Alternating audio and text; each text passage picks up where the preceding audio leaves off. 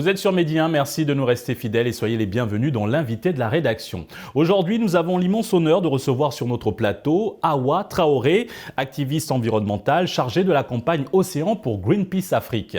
Récemment, lors de l'édition 2021 des Green Awards, la grande nuit de l'écologie à Dakar et qui avait pour thème les effets du changement climatique sur la santé, notre invité a reçu le prix de la jeune femme la plus influente. Une distinction qui matérialise son impact et son influence dans la cause environnementale sur notre continent. Hawa Traoré, merci d'avoir répondu présent à l'invitation de Medi 1. Bonjour et merci de me recevoir sur votre plateau. J'en profite pour adresser mon bonjour à l'ensemble des téléspectateurs qui nous suivent en direct. Merci. Alors commençons. Pour ce prix que vous venez de recevoir, comment avez-vous accueilli cette distinction ? Disons que c'était une surprise. Si je dois être honnête, je l'ai accueilli avec une grande surprise parce que je revenais fraîchement de la conférence des parties sur le changement climatique des Nations Unies, la COP26. Et c'est par la suite que j'ai reçu un appel téléphonique dans lequel on m'a informé que j'ai été nominée à la 7e édition des Green Awards 2021. Que pensez-vous des initiatives telles que les Green Awards, surtout dans le cadre de la reconnaissance de ce qui se fait en matière de préservation de l'environnement et particulièrement sur notre continent ? Je pense déjà que c'est une initiative à encourager au niveau du Sénégal et au niveau du continent. Il faut arriver à pouvoir encourager ces jeunes parce que c'est un promoteur jeune du nom de M. Mbodj, Papa Amadou, qui est à l'œuvre de cette initiative. Donc c'est rappeler que c'est important d'encourager ce genre d'initiative et également pousser les jeunes du continent à s'activer de manière significative aux questions de protection de l'environnement d'une manière générale. Et également pour ceux qui reçoivent ce genre de prix, de récompense, vous l'avez bien dit, c'est une reconnaissance. Et je pense que c'est important de reconnaître le travail acharné que les activistes africains mènent au niveau du continent.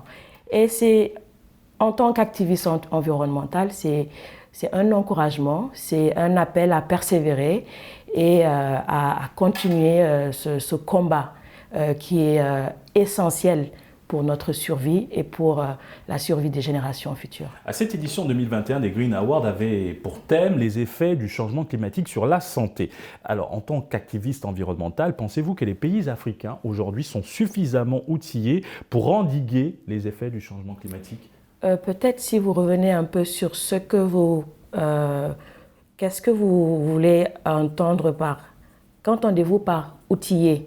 Parce que le continent, il a les ressources naturelles, il a les ressources diverses humaines, il a la jeunesse qui est un potentiel extraordinaire qui peut permettre de faire émerger le continent. On a tout ça. Maintenant, la grande question qui reste, qu'on se pose, c'est comment co-créer, comment pouvoir travailler en synergie et effectivement adresser ces questions, ces problématiques environnementales qui vont d'année en année accroître malheureusement. Et donc, c'est capital que les États africains prennent leurs responsabilités, essayer de réfléchir sur le concept même de l'aide au développement. Parce que nous avons tout pour nous développer. Les outils, si on peut en parler en disant qu'il y a les ressources humaines, il y a la compétence, il y a l'expertise, il y a une jeunesse dynamique, il y a les ressources naturelles qui peuvent également accompagner ce développement durable. Mais il faudrait que les pays africains prennent leurs responsabilités, prennent leur destin en main, se reconcentrent sur comment bâtir le continent et aller au-delà des perceptions de développement colonial ou d'aide au développement. Les effets du changement climatique sont sur le devant de la scène, mais quels sont les autres grands enjeux environnementaux sur notre continent à l'heure actuelle ? Comme je le disais tantôt, j'ai participé à la COP26 et les grands enjeux restent les effets du changement climatique sur le continent. Aujourd'hui, on n'a plus besoin de le prouver, c'est visible. Que ce soit sur les écosystèmes terrestres, que ce soit au niveau des écosystèmes marins, c'est une réalité. Et les effets du changement climatique, malheureusement, sont beaucoup plus ressentis au niveau du continent. Alors que quand on prend juste l'exemple des émissions de gaz à effet de serre, la contribution de l'Afrique ne dépasse pas, je dirais, les 10%. Quand les pays les plus développés du G7 contribuent à hauteur de 70%.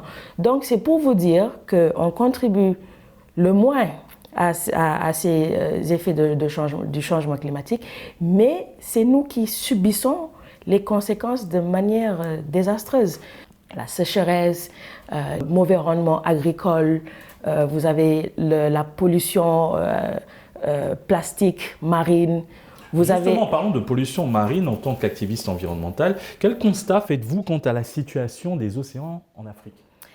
La situation, elle est inquiétante parce que si je prends juste l'exemple du Sénégal avec le secteur de la pêche qui fait quand même partie des pourvoyeurs de devises en tant que secteur, le poisson, le poisson couvre 70% des besoins en protéines animales de notre population, avec une consommation moyenne qui va vers 30 kg par habitant.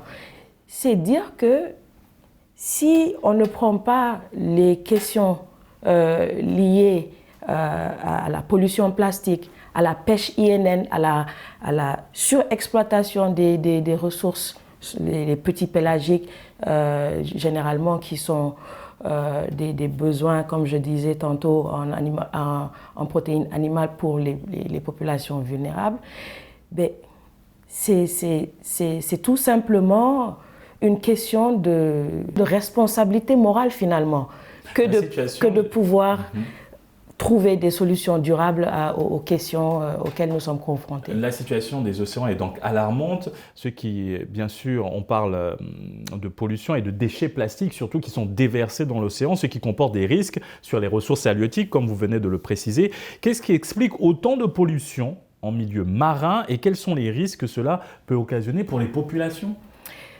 C'est déjà à plusieurs niveaux. Le premier niveau étant d'assurer une certaine consistance des lois qui sont adoptées et des mesures qui sont prises par les États. Parce qu'il faudrait qu'on soit consistant en termes d'intervention dans ces domaines sectoriels. C'est donc inviter les États africains à pousser l'agenda qui va créer le bien-être des communautés africaines. Ça, c'est une chose. La deuxième chose, c'est qu'il faudrait que le secteur privé, les entreprises qui, si on prend le cadre de la pollution plastique, contribuent massivement à cette production de substances chimiques, c'est à eux également de prendre leurs responsabilités et réfléchir sur la manière, sur les approches durables de sortie de crise du péril plastique. Tantôt, je parlais un peu de la problématique des océans. Au niveau international, les océans fournissent des emplois, la sécurité alimentaire des populations du monde. Donc, noter une raréfaction de ces ressources halieutiques, c'est indirectement dire qu'on va vers une insécurité alimentaire. C'est aussi simple que ça. Donc, il faudrait qu'on puisse discuter de ces choses de façon simple, en tant qu'être humain. Encore une question, Madame Traoré, avant de clore cet entretien.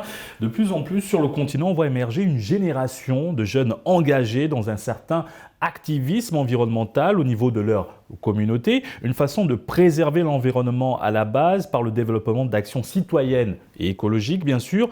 En tant qu'activiste environnemental, quelle analyse faites-vous de cette conscience écologique émergente chez les jeunes Africains? C'est fantastique, c'est important, c'est essentiel, parce que nous sommes en train d'essayer de sauver notre génération et de sauver les générations futures.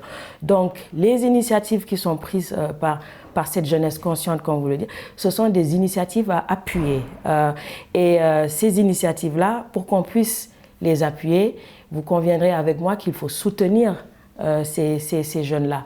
Et donc, c'est une bonne chose pour l'Afrique, parce que la nouvelle génération qui est là, qui est consciente, comprend les enjeux qui sont là, et cette jeunesse comprend également qu'il va falloir se départir des modes de pensée coloniaux pour vraiment faire émerger le continent en utilisant une perspective du Sud. Cette perspective, elle est possible. Il faudrait tout simplement que les États, le continent, que tout le monde puisse travailler ensemble, collaborer et trouver les solutions qui feront de l'Afrique qui nous donneront un avenir, en tout cas, meilleur pour l'Afrique. Merci Madame Traoré pour cet éclairage. Nous rappelons que vous êtes activiste environnementale chargée de la campagne Océan pour Greenpeace Afrique. Merci d'avoir répondu présent. Merci. Et merci à vous d'avoir suivi cette émission. Très bonne suite des programmes sur Medi 1.